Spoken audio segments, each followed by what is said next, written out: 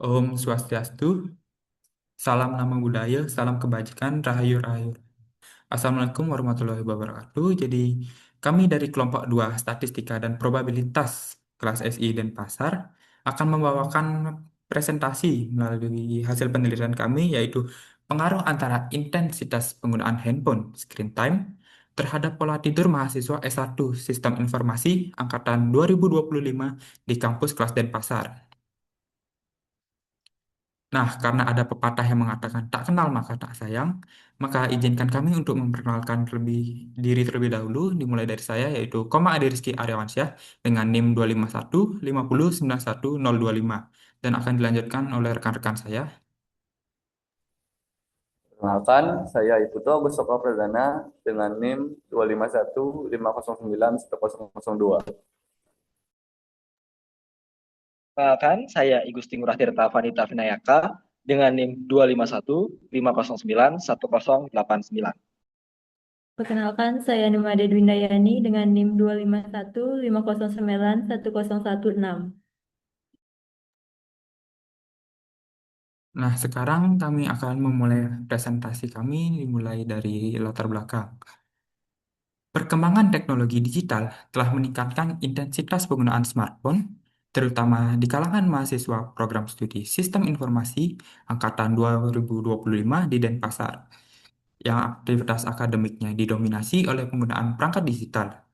Kegiatan seperti pemrograman, analisis data, dan pembelajaran daring menyebabkan paparan layar yang tinggi dan seringkali bercampur dengan penggunaan smartphone untuk hiburan. Kondisi ini berpotensi mempengaruhi pola tidur mahasiswa. Secara ilmiah, penggunaan smartphone berlebihan diketahui dapat mengganggu kualitas tidur melalui paparan cahaya biru dan stimulasi kognitif yang menghambat produksi melatonin serta proses relaksasi sebelum tidur. Meskipun demikian, penelitian yang secara khusus mengkaji pengaruh intensitas penggunaan smartphone dengan pola tidur pada mahasiswa bidang teknologi informasi di konteks lokal dan pasar masih terbatas. Oleh karena itu, penelitian ini dilakukan untuk menganalisis pengaruh tersebut sebagai dasar penyusunan rekomendasi digital well-being yang sesuai dengan karakteristik mahasiswa setempat. Yang selanjutnya adalah variabel yang akan diuji. Yang pertama itu adalah variabel independen atau variabel bebas. Intensitas penggunaan handphone screen time. Variabel ini merupakan faktor yang diduga mempengaruhi pola tidur mahasiswa.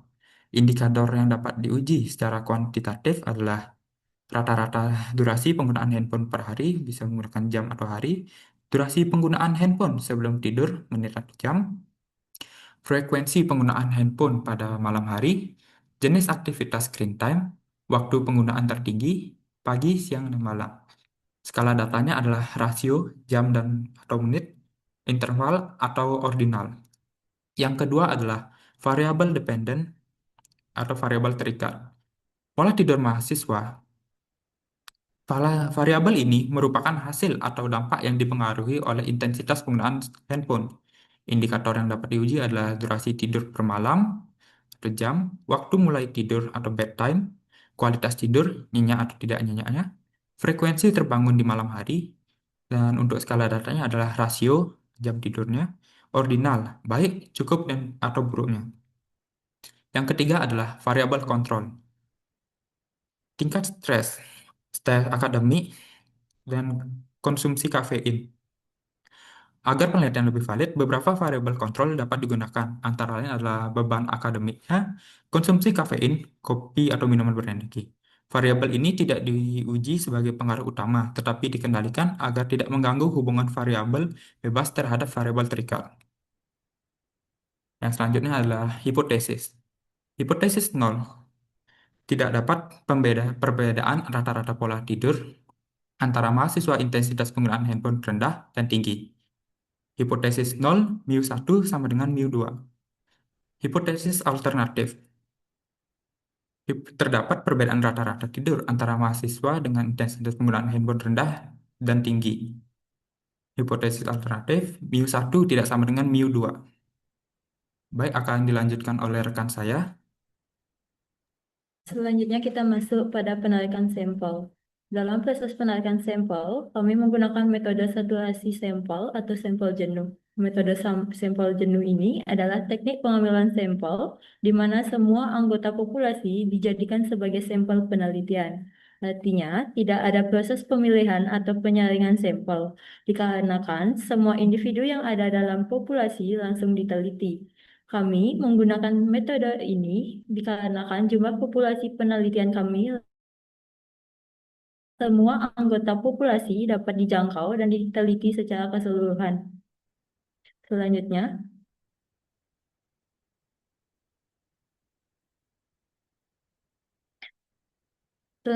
kita masuk pada pengumpulan data.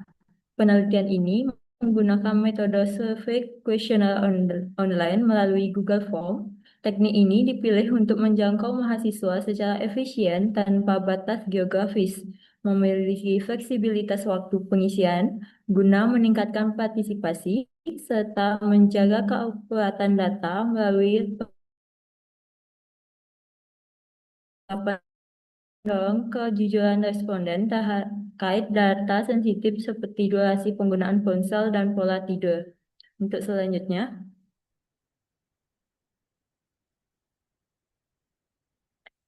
berikut adalah tampilan G-Form yang kita gunakan, di mana pada halaman pertama kita menampilkan informan concern yang digunakan sebagai bentuk etika penelitian yang meminta persetujuan dari responden sebagai kesediaan sebagai responden. Yang pada halaman selanjutnya kita menampilkan identitas responden, dan halaman ketiga kita menampilkan variabel bebas.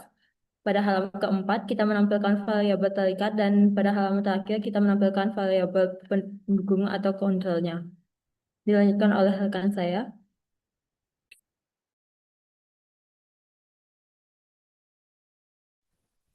Setelah itu, kita bisa menguji datanya dalam bahasa R. Gitu. Untuk statistika deskriptif, di sini pertama kita memasukkan datanya ke dalam bahasa R.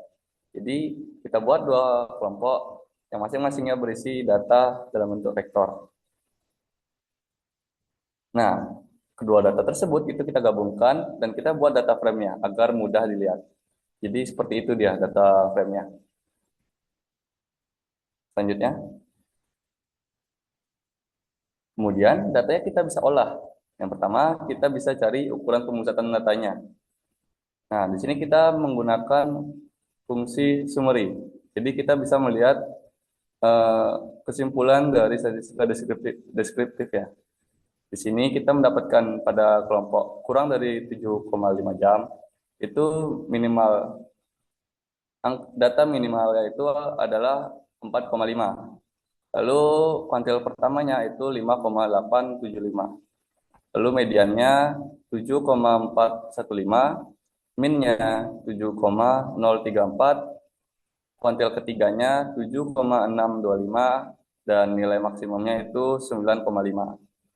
Untuk kelompok lebih dari 7,5 jam, itu minimalnya 5,0, lalu kuantil pertamanya itu 7,0, dan mediannya itu 7,750.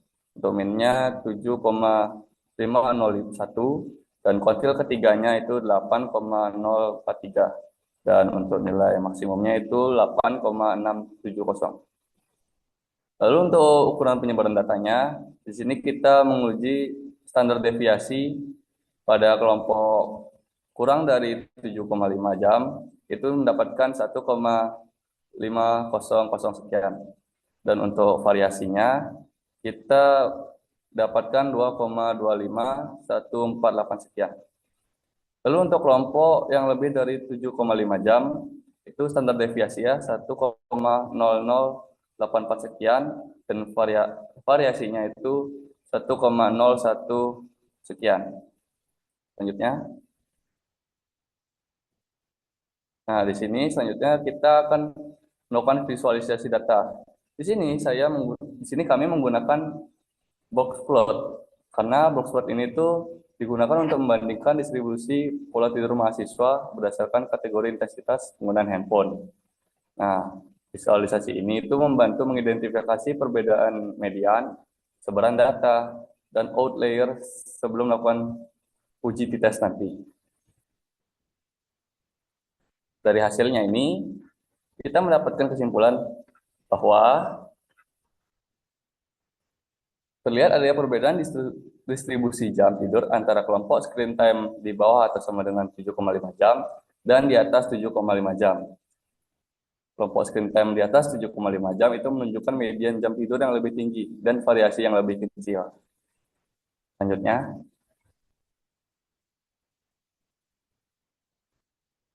yang kedua itu visualisasi kita menggunakan line chart. Nah, line chart ini kita gunakan untuk melihat perbedaan tren antara kedua kelompok. Jika dilihat pada hasilnya itu kelompok dengan screen time lebih tinggi cenderung memiliki pola tidur yang lebih stabil dibandingkan kelompok screen time yang lebih rendah. Untuk selanjutnya dilanjutkan oleh rekan saya.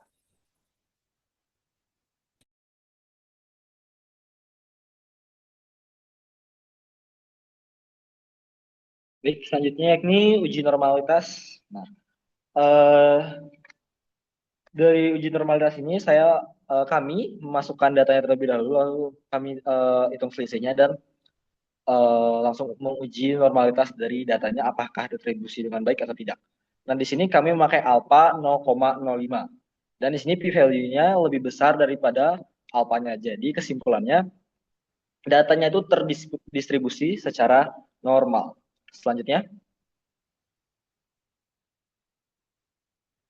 Selanjutnya ini adalah uji kesamaan ragam atau homogenitas. Nah, di sini kami tinggal melanjutkan saja dan di sini mendapatkan p-value lebih besar daripada alpha yang kami gunakan yaitu 0,05. Jadi data yang kami uji diasumsikan homogenitasnya terpenuhi. Selanjutnya, yang terakhir ada uji t-test. Nah, di sini di uji t-test ini kami mendapati bahwa p-value-nya lebih besar daripada alpha yang kami gunakan yaitu 0,05. Jadi kami menolak H1 dan menerima H0. Dan kesimpulannya itu tidak terdapat perbedaan yang signifikan secara statistik antara rata-rata pola tidur dari kedua kelompok. Selanjutnya akan dilanjutkan oleh teman saya.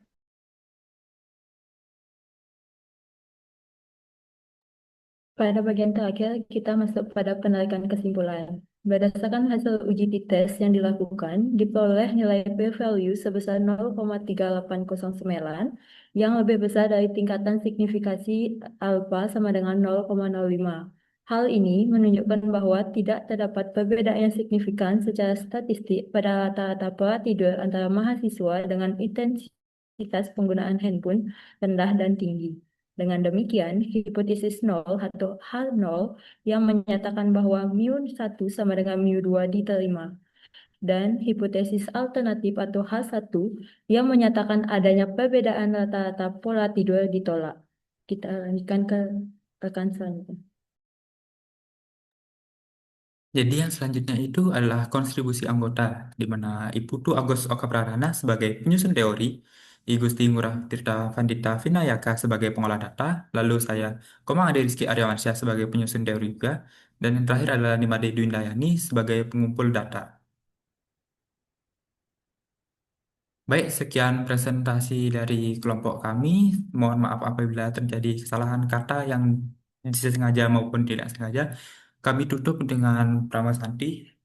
Om Santi Santi Santi. Om, Assalamualaikum warahmatullahi wabarakatuh. Salam nama budaya, salam kebajikan, rahayu rahayu rahayu.